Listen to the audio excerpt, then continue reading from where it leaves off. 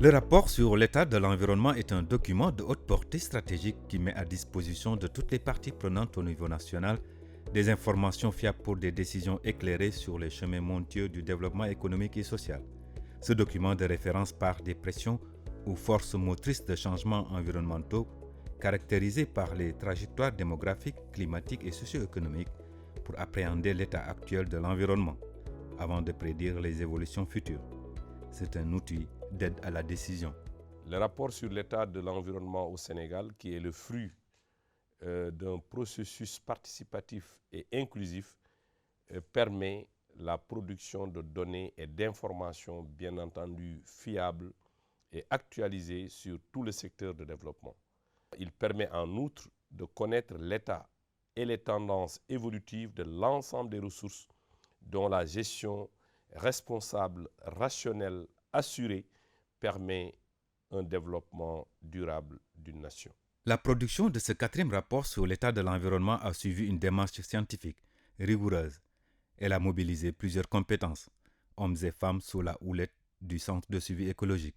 Cette production se fait aujourd'hui sur une base opérationnelle parce que reposant sur un processus clairement établi qui se base sur une méthodologie claire, un comité de pilotage qui est mis sur place, un comité de rédaction, mais également un comité scientifique pour veiller à la rigueur des informations produites dans ce document-là. L'approche méthodologique utilisée est l'édite d'EPSIR, qui se focalise sur les forces motrices des changements environnementaux, sur les pressions qui s'exercent sur l'environnement et les ressources naturelles, sur l'état des ressources naturelles ainsi que sur les tendances, sur les impacts socio-économiques et biophysiques et enfin sur des éléments de réponse. L'édition 2020 de ce rapport s'articule autour de deux grandes parties.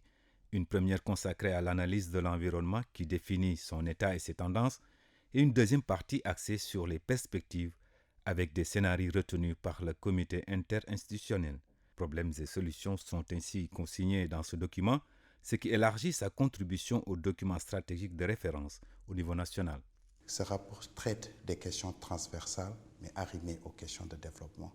Ce n'est pas un rapport spécifiquement environnement où on voit vert, mais c'est un rapport qui essaie de répondre aux questions de développement économique et social du pays en prenant une dimension additionnelle, et cette externalité qui est souvent non évoquée dans les rapports de développement. C'est les questions d'environnement, c'est les questions de sauvegarde environnementale qui permet de sécuriser les options stratégiques qui sont prises au niveau national.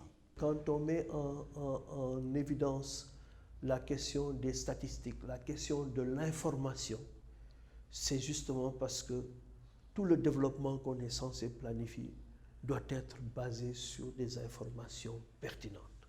Et c'est de ce point de vue que je trouve ce rapport, cette quatrième édition, comme les éditions précédentes, extrêmement utile.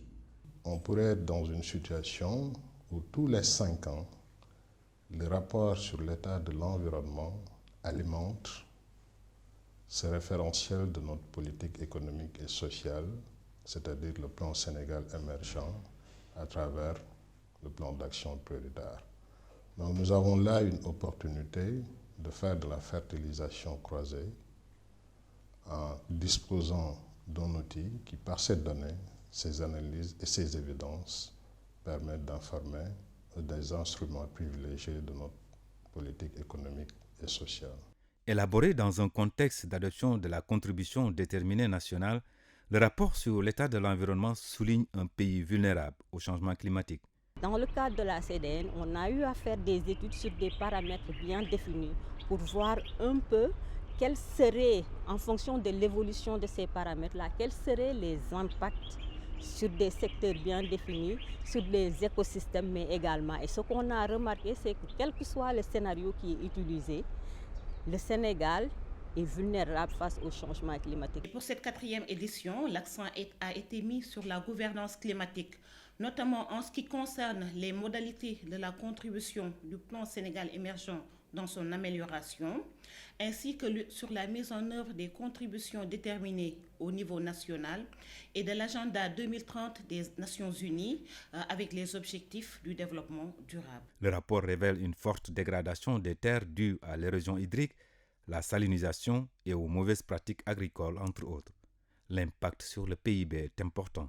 Si on se rapporte au travail de cartographie utilisé par le CSE dans le cadre de l'initiative UNCCD, il est dit que dans la période 2001-2005, il y a eu une avancée de 6% environ en matière de dégradation des terres. Ça veut dire que le mal continue malgré les efforts qui sont entrepris.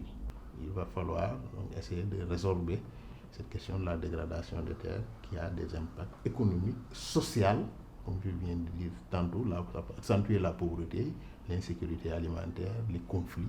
Le rapport souligne une situation de vulnérabilité dans les autres segments de l'environnement. Une dégradation relativement élevée de la biodiversité et des systèmes écosystémiques, une menace sur les espèces et la baisse continue de surfaces forestières y sont consignées. D'autres ressources naturelles souffrent de dégradation. La question fondamentale aujourd'hui tourne autour de la gestion de cet environnement marin et côtier, notamment surtout avec la perspective d'exploitation du pétrole et du gaz, mais aussi le phénomène de l'érosion côtière qui menace dans le contexte du changement climatique, où les travaux scientifiques montrent que le Sénégal risque de perdre 1 à 2 mètres par année au niveau du trait de côte selon les endroits. Concernant les mines et l'énergie, le Sénégal dispose d'un potentiel important qui constitue un facteur de risque. Des facteurs de risque élevés dans les établissements humains et le cadre de vie sont également notés. Dans ce rapport, il a été même mis en évidence que des villes comme Dakar sont presque comme des poudrières quand on regarde la concentration importante de population et la concentration d'activités socio-économiques sans qu'on puisse avoir des outils très opérationnels pour gérer les pollutions environnementales ou la spirale de dégradation environnementale. Le 4e rapport offre un cliché haute définition de l'état de l'environnement dans un contexte de changement climatique, de croissance démographique avec 16 millions en 2019 et de pauvreté avec 37,8% de pauvres. À côté d'un tel tableau, le rapport sur l'état de l'environnement note des performances et soulève des questionnements. Par rapport à l'économie, est-ce qu'on a une économie qui est tirée par un secteur tertiaire ou bien par un secteur secondaire ou un secteur primaire? Par rapport au social, on a essayé de faire une analyse pour voir par rapport aux objectifs de développement durable où en est le Sénégal. Le rapport 2020 sonne l'alerte et dresse des perspectives sur l'évolution future de l'environnement au Sénégal.